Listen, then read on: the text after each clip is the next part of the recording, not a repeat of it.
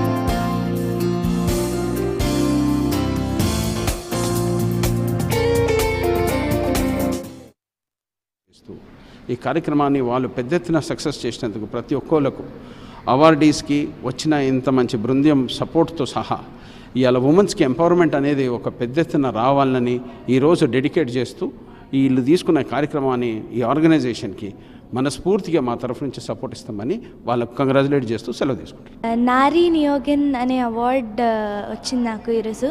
So చాలా చాలా హ్యాపీగా ఉంది. విమెన్స్ డే రోజు మంచి అవార్డు నా కెరియర్కి కూడా చాలా హెల్ప్ అయ్యి దీని ఒక రెస్పాన్సిబిలిటీగా తీసుకొని ఇంకా బాగా హార్డ్ వర్క్ చేస్తానని భావిస్తున్నాను. విమెన్స్ డే రోజున నారీ నియోగన్ అవార్డ్స్ 2016 వాళ్ళు they honoured us with Nari నియోగన్ most inspirational short film అని మాకు అవార్డు ఇవ్వడం జరిగింది. అండ్ ఆ అవార్డు మాకు వై నాట్ అ గర్ల్ అని రీసెంట్గా రిలీజ్ అయినటువంటి షార్ట్ ఫిల్మ్కి ఇచ్చారు. అండ్ సో బేసికలీ ఇది రిలీజ్ అయ్యి 3 weeks అవుతుంది. అండ్ రిలీజ్ అయిన ఫస్ట్ డేనే we touched 1 lakh views. And release అయిన 3 daysకి we touch 3 lakhs. And it's been continuing. So it's gone viral why not a girl అనే షార్ట్ ఫిల్మ్.